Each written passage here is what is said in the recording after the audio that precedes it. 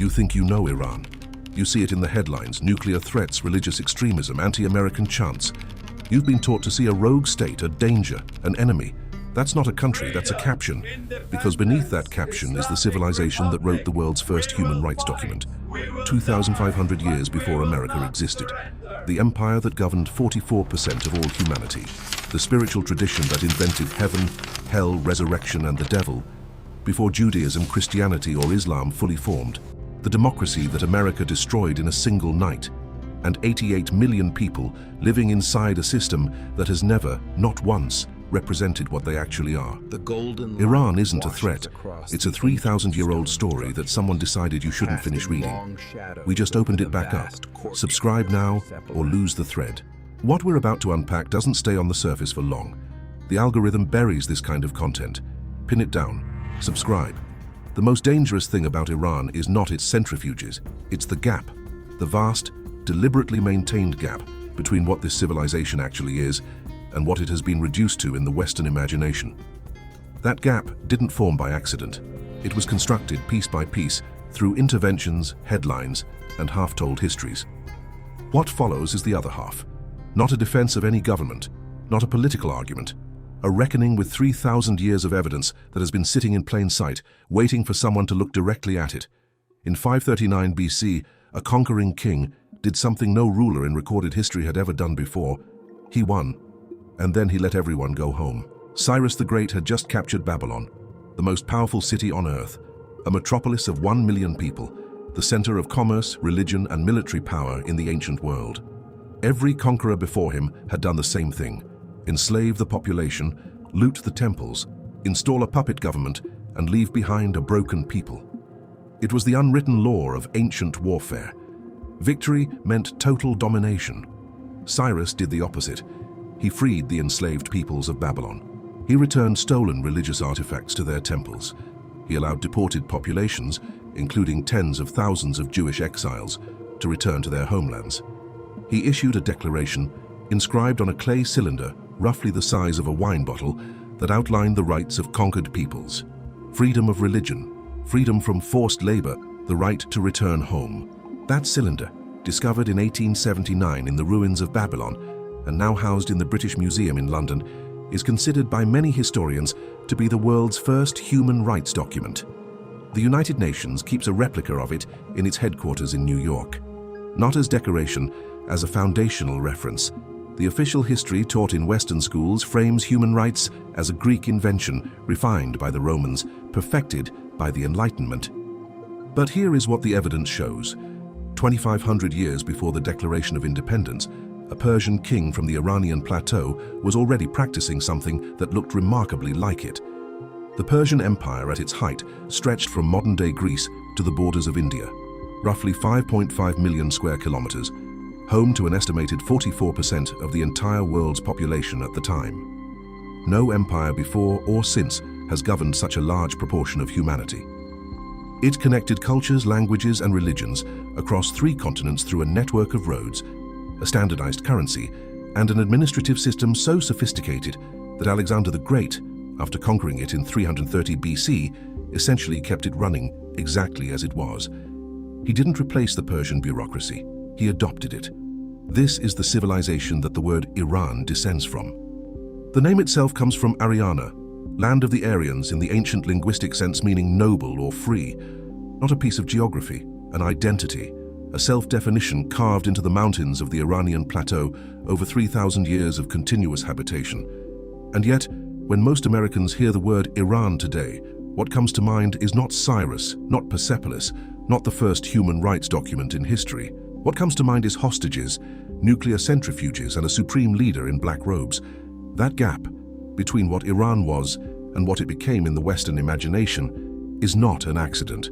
But to understand how it happened, we have to travel forward 2,500 years, to a night in August 1953, to a democratically elected prime minister sitting in his pajamas, and to a CIA operation that changed the trajectory of the entire Middle East, and that the United States government didn't officially acknowledge until 2013. His name was Mohammad Mossadegh, and in 1951, Time magazine named him Person of the Year.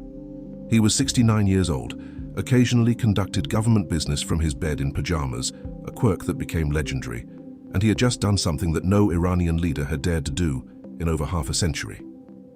He nationalized the oil industry. To understand why that was an act of revolution, you need to understand what the Anglo-Iranian Oil Company was. Founded in 1908, it was a British corporation that controlled virtually all of Iran's petroleum reserves. The arrangement was, by any modern standard, colonial extraction. Iran received approximately 16% of the profits from its own oil. British workers lived in company towns with swimming pools and cinemas. Iranian workers lived in conditions that a British government report from 1950 described, in its own sanitized language, as unsatisfactory. The Iranian parliament had no oversight. The Iranian government had no say. The oil beneath Iranian soil was, functionally, British property. Mossadegh changed that. Elected as prime minister with an overwhelming parliamentary majority, he pushed through nationalization in April 1951. The oil belongs to Iran, he told the world. The Iranian people erupted in celebration. Britain erupted in something else entirely. London immediately imposed an economic blockade, froze Iranian assets abroad, and began lobbying Washington to intervene. At first, President Truman refused. Mossadegh was a Democrat, legally elected, operating within constitutional boundaries. Intervention against him would be, Truman's team argued, indefensible. Then Eisenhower took office, and the calculus changed. Operation Ajax, known in British files as Operation Boot, was approved in the summer of 1953. The CIA, working with British intelligence MI6, organized a network of Iranian military officers, paid street mobs, and bribed newspaper editors to destabilize the Mossadegh government. Fake news stories portrayed him as a communist. Hired agitators posed as his supporters and attacked religious figures to turn the clergy against him. On the night of August 19, 1953, military units loyal to the Shah, who had fled the country days earlier, moved on Tehran. By morning, Mossadegh was under arrest. He would spend the rest of his life under house arrest and died in 1967, never having been released. The CIA officer who ran the operation on the ground, Kermit Roosevelt Jr., grandson of President Theodore Roosevelt, later wrote a memoir about it with barely concealed pride. The operation cost approximately $1 million. It purchased a country. The United States government officially acknowledged its role in the coup in 2013, 60 years later, when declassified documents confirmed what historians had argued for decades. The State Department release used careful diplomatic language. What it described was the deliberate destruction of Iran's only democratic government, executed to protect British oil interests and Cold War positioning. Mohammad Reza Shah, restored to his throne by foreign intelligence services, ruled Iran for the next 26 years with increasing brutality. His secret police, Savak, trained in part by the CIA and Mossad, became notorious for systematic torture. Political opposition was crushed. Western investment flowed in. Western governments praised Iranian stability. The Iranian people remembered something different. They remembered a man in pajamas who told them their oil belonged to them. They remembered what happened to him. And in the streets of Tehran, in the universities, in the mosques, a question was forming, not quietly, but with the slow pressure of something that has no other way to escape. If democracy can be taken from us this easily, what comes next? The answer came in the winter of 1979, and it came in a form that almost nobody, not the CIA, not the Shah, not the Western press, not even the revolutionaries themselves, had fully anticipated. On January 16, 1979, Mohammad Reza Shah boarded a plane at Mehrabad Airport in Tehran, officially for medical treatment abroad. He carried a small container of Iranian soil. He never returned. 2 weeks later, on February 1st, a 79-year-old cleric who had been living in exile for 15 years landed at the same airport. The crowd waiting for him was estimated at between 3 and 5 million people, one of the largest gatherings of human beings in recorded history. His name was Ruhollah Khomeini. Most Western intelligence analysts, as recently as 6 months earlier, had considered him a minor religious figure with limited popular reach.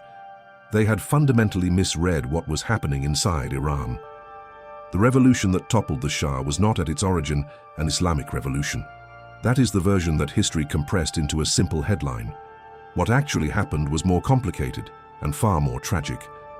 The movement against the Shah was a coalition. Secular intellectuals, Marxist students, liberal Democrats, bazaar merchants, and religious conservatives had all, for entirely different reasons, reached the same conclusion. The Shah had to go. They marched together, were shot together, and filled the prisons of Savak together. Their unity was real. Their vision of what came next was not. Jafar Bakhtiar, a longtime opposition leader and the Shah's last appointed prime minister, warned anyone who would listen that Khomeini's faction intended to monopolize the revolution. He was ignored. Mehdi Bazargan, the moderate Islamic intellectual appointed as the revolution's first prime minister, believed genuinely that Islamic governance and democratic principles were compatible. He lasted 9 months before resigning in despair. Abul Hassan Bani Sadr, the revolution's first elected president, fled to Paris in disguise in 1981 after being impeached by forces loyal to Khomeini. One by one, the secular and moderate voices that had built the revolution were expelled from it. What accelerated this process was an event that even the hardliners hadn't planned: the hostage crisis. On November 4, 1979, a group of students calling themselves the Muslim Student Followers of the Imam's Line stormed the U.S. embassy in Tehran and took 52 American diplomats hostage. The crisis lasted 444 days.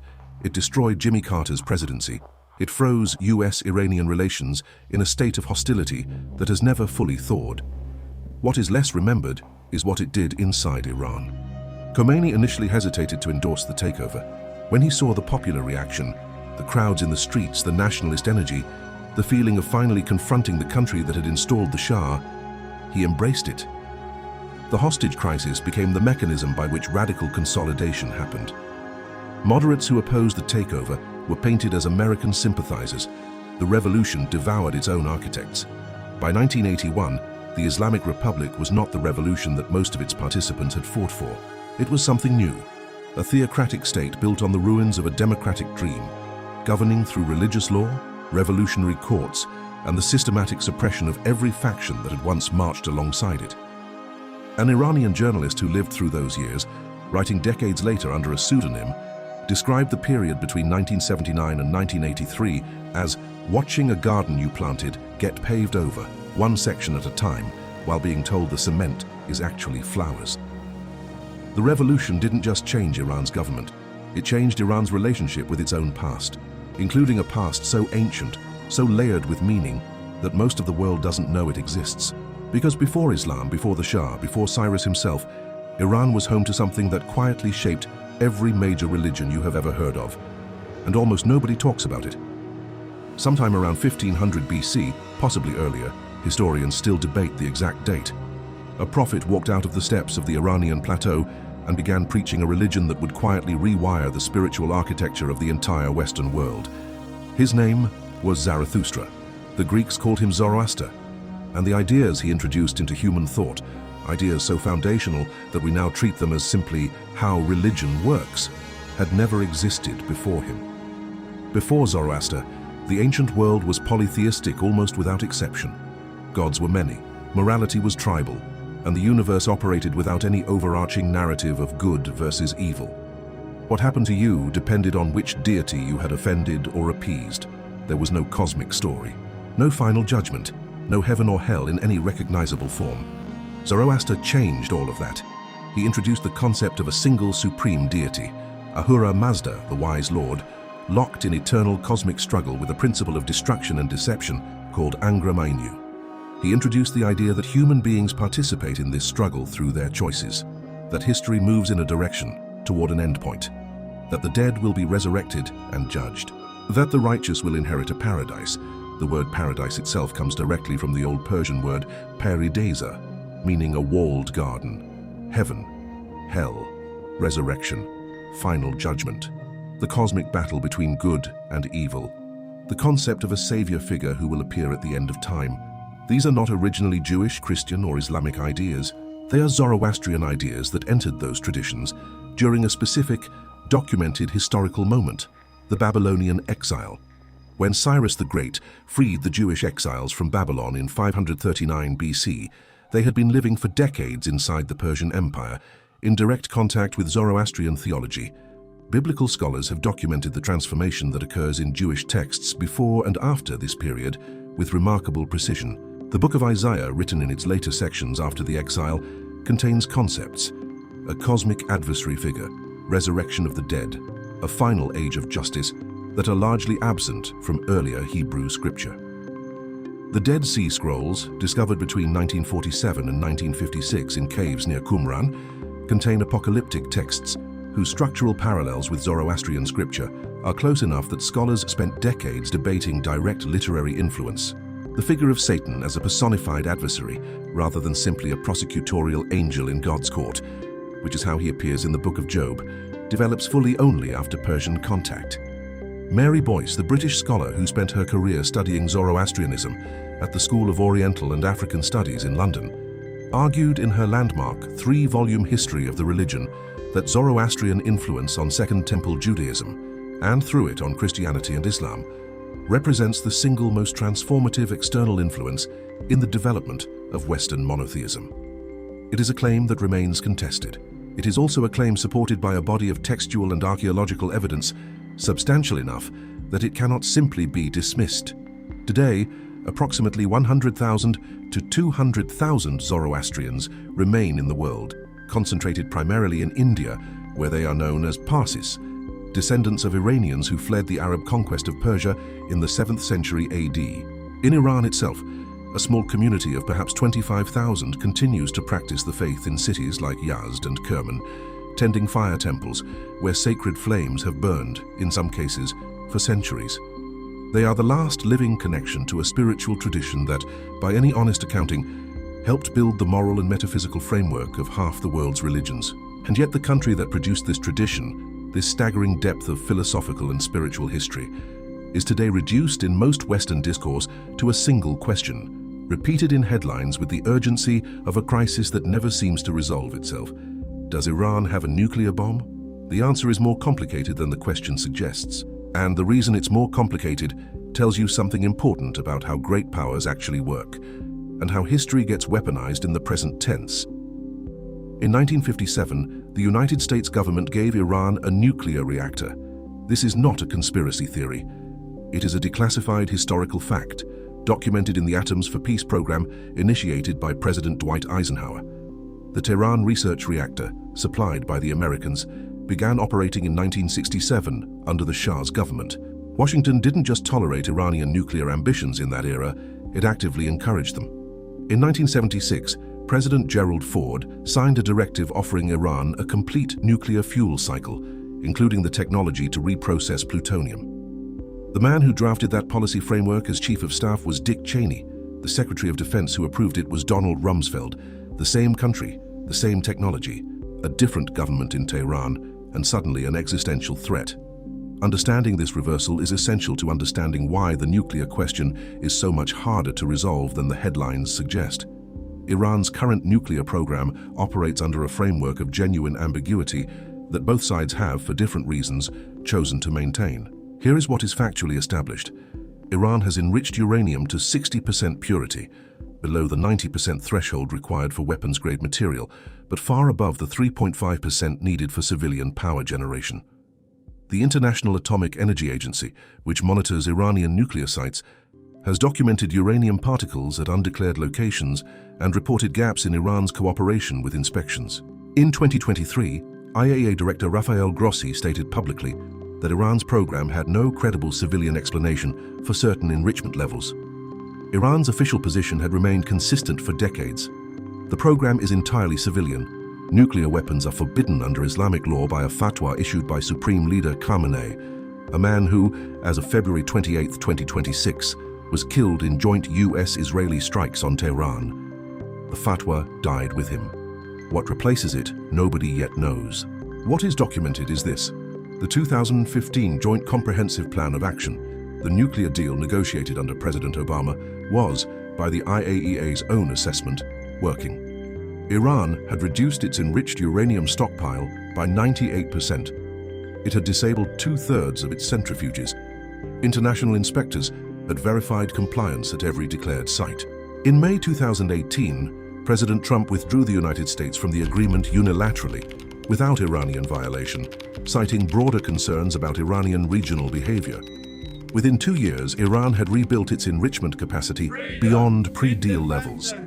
A senior European diplomat involved in the negotiations, speaking to the Financial Times in 2021 under condition of anonymity, described the withdrawal as the single most damaging unilateral act in non-proliferation history. Whether that assessment is correct is debatable.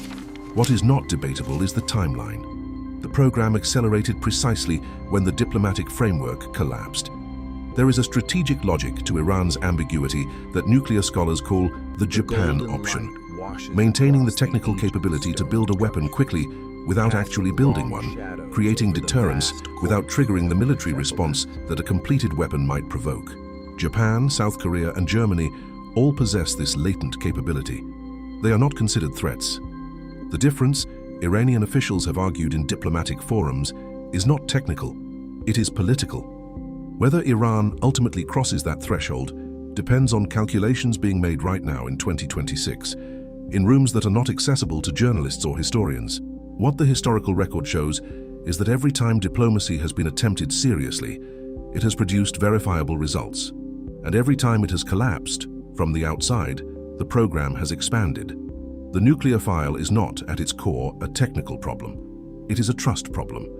And trust between Iran and the United States has not recovered from a night in August 1953 when a democratically elected leader was removed from power by foreign intelligence services. That wound has never healed. But to understand why, to understand what Iran actually is beneath the geopolitical chess game, you have to meet the people who live inside it. Because the Iran that exists in headlines and the Iran that exists on the ground are in many ways two entirely different countries. Tehran has one of the highest rates of nose jobs per capita in the world. That single statistic, verified by multiple sociological studies and reported by outlets ranging from the BBC to the New York Times, tells you something that no geopolitical briefing will. It tells you about a population engaged in a constant, creative, sometimes absurd negotiation between the society the government demands and the society people actually want to live in. In a country where women are legally required to cover their hair in public, plastic surgery became a form of personal expression. If the state controls what you wear, you modify what's underneath. It is resistance through rhinoplasty. It is adaptation so specifically Iranian that it has no real parallel anywhere else in the world. This is the Iran that the headlines don't have room for. The Islamic Republic governs approximately 88 million people. The median age in Iran is 32 years old. More than 60% of university graduates are women, a figure that places Iran ahead of the United States, the United Kingdom, and most of Western Europe on that specific metric. Tehran has more women engineers than almost any city in the Middle East. It also has a government that limits what those women can do with their degrees, where they can travel without male permission, and what they can wear on their way to work. The tension between those two realities has been building for decades, and in September 2022, it exploded. Mahsa Amini was 22 years old, a Kurdish Iranian woman visiting Tehran with her family, when she was detained by the morality police for allegedly wearing her hijab incorrectly. 3 days later, she was dead. The government said she died of a heart attack. Her family said she had no heart condition. Medical evidence examined by independent journalists suggested head trauma consistent with physical blows. What followed was the largest sustained protest movement in Iran since the revolution itself. Millions took to the streets across every major city. Women burned their headscarves publicly. The slogan, Zan Zendegi Azadi, woman, life, freedom, became the most internationally recognized Persian phrase since the revolution. The movement lasted months.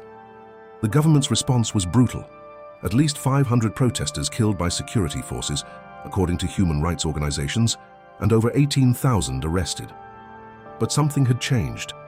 Masih Alinejad, the Iranian journalist and activist who had spent years documenting women's resistance to compulsory hijab laws from her base in New York, described the moment this way.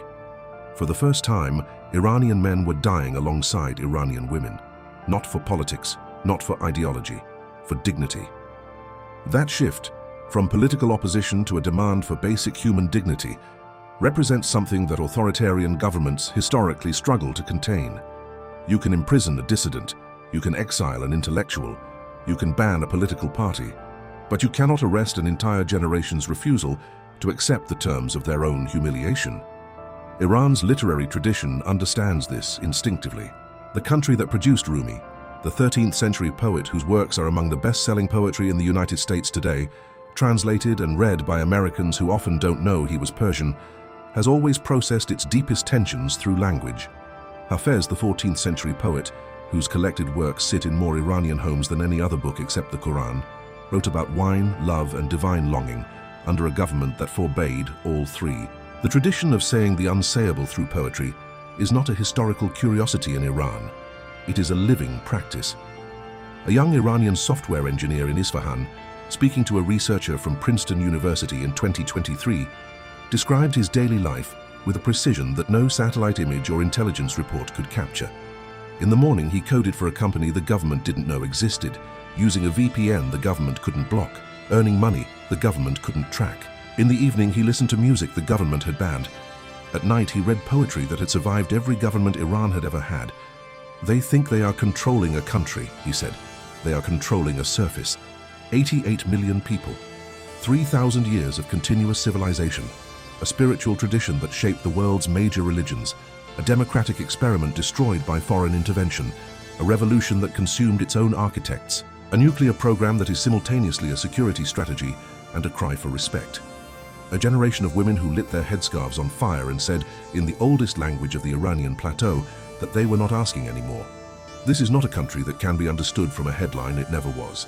3,000 years is a long time to be misunderstood.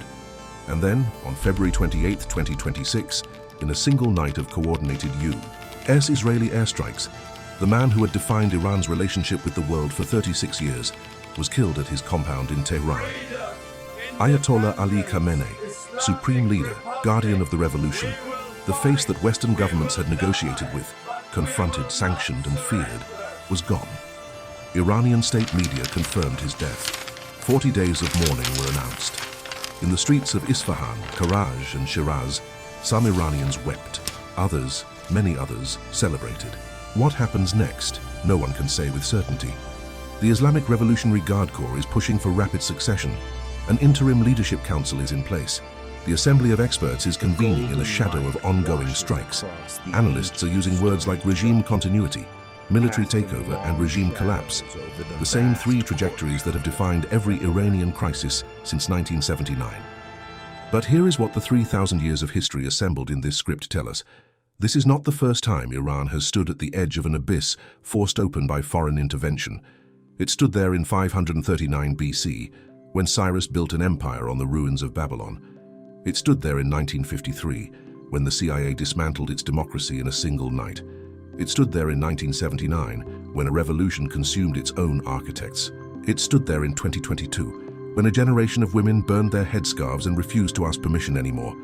Every time, Iran emerged as something, not the same thing, but something. The cycle we traced in this script: empires fall, foreign interventions accelerate collapse, people's search for dignity on the other side, is not closing. It is turning. What comes next is not the end of Iran's story. It is, in all probability, its most consequential chapter yet. And we are watching it open in real time. What the evidence assembled here demands is not sympathy for any government, not a revision of legitimate security concerns, and not a dismissal of real and documented dangers. What it demands is something simpler and harder at the same time: intellectual honesty about how we got here. Because we didn't arrive at this moment by accident. We arrived through a series of choices, made by governments, amplified by media, absorbed by populations who were never given the full picture. The Cyrus cylinder sitting in the British Museum, the declassified CIA files from 1953, the IAEA reports on a nuclear deal that worked until it was abandoned, the women in Tehran burning headscarves in 2022, the software engineer in Isfahan coding in the dark, the poets whose words have outlasted every empire that tried to silence them. These are not separate stories, they are one story, and it is still being written. Researchers continue to excavate Persepolis. Historians are still mapping the full reach of Zoroastrian influence on world religion. Scientists continue to analyze the Cyrus cylinder's inscriptions. The international community remains divided on how to approach Iran's nuclear program, and new diplomatic efforts emerge even as others collapse.